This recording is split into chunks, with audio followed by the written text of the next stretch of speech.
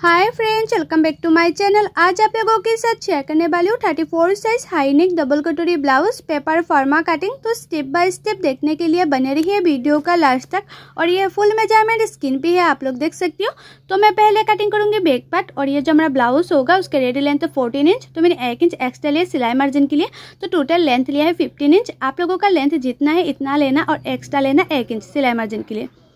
और आप लोगों का शोल्डर जितना है इतना ही लेना, हाई नेक पर शोल्डर जितना है इतना ही लेना चाहिए। तो मैंने शोल्डर लिया है 7 इंच और आर्म होल भी मैंने 7 इंच ही लिया है। और चेस्ट है हमारा 34 इंच, 34 को 4 से डिवाइड करने से तो 8.5 इंच। और उसके बाद मैं एक्स्ट्रा ले लूँगी 2 इंच। कभी भी छोटा पड़ गया तो साइड से खुल के बड़ा भी कर सकती हूँ, इसलिए मैं हर साइज में एक्स्ट्रा 2 इंच ले लेती हूँ। आप लोग भी हर साइज में एक्स्ट्रा 2 इंच ले लेना। और उसके बाद मैंने इस तरह से मार्किंग कर दिया है। और हाई नेक पर, कॉलर नेक पर, बोट नेक पर आप लोग हमेशा जो आर्म होल का गुलाई का शेप है वो बैक पार्ट में 1 इंच में देना, इस तरह से गुलाई का शेप। तो मैंने इस तरह से शेप दे दी है। और नेक विड्थ ले लूँगी 3 इंच, नेक का चौड़ाई ले लूँगी 3 इंच। आप लोग चाहे तो नेक का चौड़ाई 2.5 इंच भी रख सकती है या 3 इंच भी रख सकती है। मतलब थोड़ा सा चौड़ाई पसंद करती है तो 3 इंच रखना, और चौड़ाई पसंद नहीं करती है तो 2.5 इंच रखना तो हो जाएगा। और नेक डिप लिया है मैंने 3 इंच। आप लोग चाहे तो 2 इंच भी ले सकते हैं नेक डिप, या 3 इंच भी ले सकते हैं, इसमें कोई दिक्कत नहीं होगा। और शोल्डर को मैंने आर्म होल की तरफ 1/2 इंच डाउन करते हुए मार्किंग कर दी है इस तरह से। आप लोग कॉलर नेक पे, हाई नेक पे हमेशा ही ना जो शोल्डर होता है शोल्डर को आर्म होल की तरफ डाउन करते हुए मार्किंग कर देना। और अभी मैं टेकन के लिए भी मार्किंग कर रही हूँ। आप लोग चेस्ट जितना लिया है ना, नीचे की साइड से चेस्ट को हाफ करते हुए टेकन के लिए मार्किंग कर देना है इस तरह से। और टेकन का जो लंबाई है वो मैंने लिया है 4 इंच, और टेकन का जो चौड़ा है वो नीचे के साइड से मैंने 1/2 इंच लिया है। तो मेरा ये जो बैक पार्ट है ना वो मार्किंग करने कंप्लीट हो गए। अभी उसको मैं कटिंग कर रही हूँ। और शोल्डर को अभी मैं डाउन करते हुए कटिंग नहीं की है, जब सिलाई करूँगी ना तब डाउन करते सिलाई कर लूँगी। तो देखो मैंने जैसे जैसे मार्किंग किया ना वैसे वैसे कटिंग कर रही हूँ। और मैं आप लोगों को जैसे दिखा रही हूँ पेपर में कटिंग करना, आप लोग चाहे तो डायरेक्ट मेन फैब्रिक में भी कटिंग कर सकते हैं, कोई दिक्कत नहीं होगा।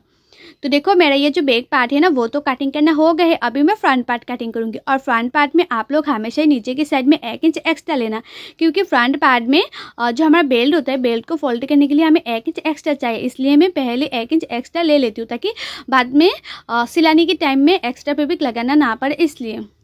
उसके बाद जिस तरह से मैंने बैक पार्ट कटिंग किया ना वैसे मैं फ्रंट पार्ट के लिए भी मार्किंग कर दूंगी 4 और इस तरह से।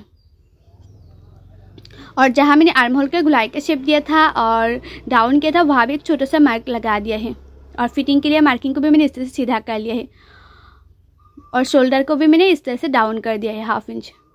और जहाँ मैंने आर्म होल का गुलाई का शेप दिया था ना वहाँ साइड से 1/2 इंच अंदर रखते और एक शेप दे देना है। फ्रंट साइड में आप लोग हमेशा ही हाई नेक पर, कॉलर नेक पर और बोट नेक पर फ्रंट साइड में 1/2 इंच अंदर रखते इस तरह से शेप दे देना। और उसके बाद बेल्ट का शेप देने के लिए मैंने नीचे की साइड से 3 इंच पे एक मार्किंग कर दी है। आप लोग नीचे की साइड में 1 इंच को छोड़ते हो, उसके बाद 3 इंच पर मार्किंग करना बेल्ट का शेप देने के लिए। और कटोरी के लिए ले लूँगी 5.5 इंच। और फ्रंट साइड के जो नेक डीप है ना वो मैं ले लूँगी 6.5 इंच। फ्रंट साइड का नेक डीप मैंने 6.5 इंच लिया है। उसके बाद सिंपल गुलाई का शेप दे दूँगी, इस तरह से मैंने गुलाई का शेप दे दिया है। और कटोरी के लिए मैंने तो 5.5 इंच ले लिया इस तरह से। और जहाँ मैंने आर्म होल का गुलाई का शेप दिया था ना वहाँ साइड से लेना है 2.5 इंच, 2.5 इंच। और जितना मैंने नेक डीप लिया है फ्रंट साइड में उससे 1 इंच ऊपर और एक मार्किंग कर दी। अभी तीनों मार्किंग को इस तरह से मिला दूंगी, कटोरी का शेप दे दूंगी। इस तरह से मैंने कटोरी का शेप दे दिया है। और कटोरी मैंने जितना लिया है ना कटोरी को हाफ करते और एक मार्किंग कर दूंगी इस तरह से। और उसी मार्किंग का जो लंबाई है वो ले लूँगी 2.5 इंच, 2.5 इंच ले लिया है। और साइड से ले लूँगी 3 इंच, ये साइड से भी मैंने 3 इंच ले लूँगी, और ये साइड से भी मैंने 3 इंच ले लूँगी। और उसको तीनों मार्किंग को इस तरह से मैं मिला दूँगी। उसके बाद बेल्ट का शेप देने के लिए 1/2 इंच ऊपर और एक मार्किंग कर दूँगी बेल्ट का शेप देने के लिए इस तरह से। अभी उसको इस तरह से मार्किंग कर दिया है। तो मेरा ये जो फ्रंट पार्ट है ना वो भी मार्किंग करने कंप्लीट हो गए। अब इसको मैं कटिंग कर लूँगी।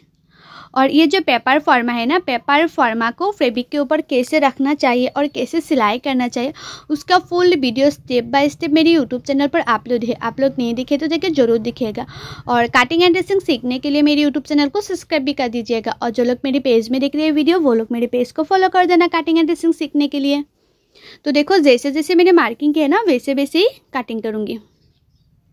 और आप लोग ना हमेशा कटिंग अच्छी तरह से करना। कटिंग अच्छी तरह से करेंगे तो टिचिंग भी अच्छी होगा, और टिचिंग अच्छी होगा तो ब्लाउज़ का फिटिंग फिनिशिंग बहुत ही अच्छा आएगा। तो आप लोग हमेशा ट्राई करना कटिंग अच्छी तरह से करने के लिए। तो देखो ये जो हमारा कटोरी की पार्ट है ना वो डबल कटोरी में होगा, इसलिए मैंने कटोरी की मिडिल में कट कर लिया है। अभी इसी कटोरी को मैं बड़ा करूँगी। और ये हमारा फर्स्ट कटोरी जो 1 नंबर कटोरी होता है वो फर्स्ट कटोरी, तो इसी कटोरी को मैं बड़ा करूँगी। तो जैसे कटोरी है ना उसको चारों ओर में इस तरह से मार्किंग कर दूँगी, चारों ओर मार्किंग कर दूँगी। उसके बाद मैं इसको बड़ा करूँगी। तो मैंने चारों ओर मार्किंग कर दिया। उसको भी नीचे की साइड से मैं 1 इंच बड़ा करूँगी। ये साइड से भी मैंने 1 इंच बड़ा किया है इस तरह से, और ये साइड से भी मैंने 1 इंच बड़ा कर लूँगी। आप लोगों को कटोरी बड़ा चाहिए तो जहाँ मैंने 1 इंच बड़ा किया ना वहाँ साइड से आप लोग 1.5 इंच भी बड़ा कर सकते हैं, लेकिन जो मैं 1 इंच लेती हूँ वही हो जाती है। लेकिन फिर भी आप लोगों को बड़ा चाहिए तो ले सकते हैं 1.5 इंच, कोई दिक्कत नहीं होगा। और ऊपर की साइड से मैंने हाफ इंच बड़ा किया। उसके बाद जैसे हमारा कटोरी है ना उसी के शेप दे दिया मैंने। और नीचे की साइड से मैंने हाफ इंच बड़ा कर लूँगी, जो सिलाई मार्जिन में जाएगा ना, इसलिए हाफ इंच बड़ा करी हूँ। उसके बाद जैसे कटोरी का शेप है वैसे शेप दे दूँगी।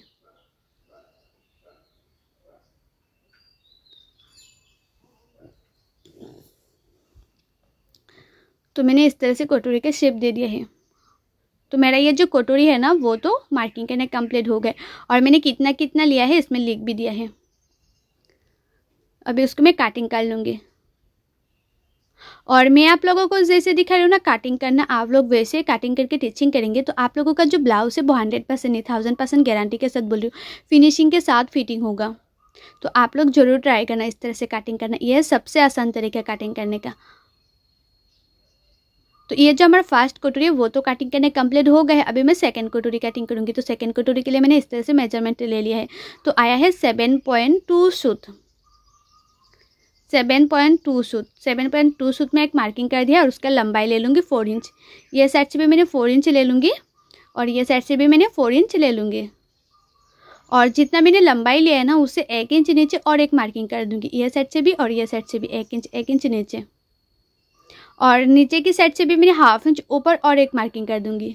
उसके बाद नीचे का जो साइड है ना वो होगा बेल्ट का साइड, जो बेल्ट का शेप देने के लिए होता है ना वो। और उसके बाद ये जो हमारा फर्स्ट कटोरी है ना, फर्स्ट कटोरी को मैंने सेकंड कटोरी के ऊपर रखा है। उसके बाद मैंने उसके शेप दे दिया है। आप लोग ने इस तरह से शेप देंगे ना तो उसका शेप परफेक्ट आएगा।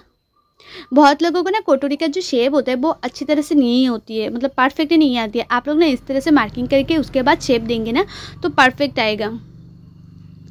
तो देखो उसके बाद इस तरह से आप लोग चेक भी कर लेना कि उसका जो शेप है वो अच्छी तरह से आया कि नहीं। तो देखो परफेक्ट आई है।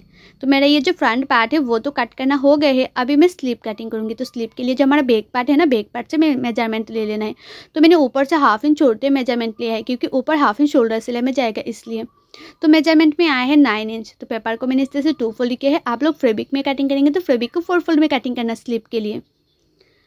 तो चौड़ाई में लिया है 9 इंच, स्लीव का चौड़ाई में लिया है 9 इंच। और आप लोगों का स्लीव का लंबाई जितना चाहिए इतना ले लेना। तो मैंने स्लीव का लंबाई लिया है 8 इंच। आप लोग जितना लंबाई लेंगे ना उससे 3.5 इंच नीचे और एक मार्किंग कर देना। और उसी मार्किंग को भी आप लोग 9 इंच तक सीधा कर लेना इस तरह से। उसके बाद ये साइड से 2 इंच पे एक मार्किंग कर देना है और ऊपर की साइड से 1 इंच पे और एक मार्किंग कर देना है। अभी दोनों मार्किंग को इस तरह से मिला देना है। और जैसे हमारा स्लीव का शेप होता है ना वैसे शेप दे देना है परफेक्ट तरीके से। आप लोग ने इस तरह से मार्किंग करके उसके बाद स्लीव का शेप देंगे ना तो देखेंगे परफेक्ट आएगा। और मोहरी जितना है इतना ले लेना। तो मोहरी है 5.5 इंच और एक्स्ट्रा ले लिया 2 इंच। उसके बाद मैंने इस तरह से मार्किंग कर दिया है। तो मेरा ये जो स्लीव है ना वो भी मार्किंग करने कंप्लीट हो गए। अभी इसको मैं कटिंग कर लूँगी।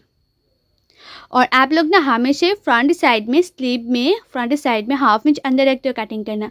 और स्लीव में भी फ्रंट साइड में हाफ इंच अंदर रखते हुए कटिंग करना। और ब्लाउज में भी फ्रंट साइड में हाफ इंच अंदर रखते हुए कटिंग करना। तो देखना आर्म होल के साइड में कभी भी झूल नहीं आएगा। आप लोग जरूर ट्राई करना। और ये 34 साइज़ है, इसमें मैं लिख भी दे रही हूँ क्योंकि ये ना मुझे एक कस्टमर ने बोला था, मतलब एक दीदी ने रिक्वेस्ट किया था कि 34 साइज़ हाई नेक पर डबल कटोरी ब्लाउज़ का पेपर फॉर्मा देने के लिए, तो उसी दीदी के लिए मैंने कटिंग किए। तो मैंने सोचा आप लोगों के साथ भी शेयर करूं। और आप लोगों को मेरे ये कटिंग का वीडियो कैसा लगे कमेंट करके ज़रूर बताना। और जो लोगों को ना कटिंग करने में दिक्कत होती है, कटिंग करना अच्छी तरह से नहीं आती है, परफेक्ट फिटिंग नहीं होती है, वो लोग चाहे तो इस तरह से पेपर फॉर्मा ऑर्डर कर सकते हैं। मैं खुद कटिंग करके देती हूँ पेपर फॉर्मा, और उसका प्राइस क्या है और कैसे ऑर्डर करना है मैंने ऑलरेडी बहुत सारी वीडियो पर बताया हुआ है। आप लोग नहीं देखे तो जाकर जरूर चेक कीजिएगा। तो देखो ये जो पेपर है ना, अभी मैं पैकिंग करूँगी और बहुत सारी ऑर्डर आया था, तो आप लोग भी चाहे तो ऑर्डर कर सकती है। सो बाय, थैंक्स फॉर वॉचिंग, मिलते हैं नेक्स्ट वीडियो पे।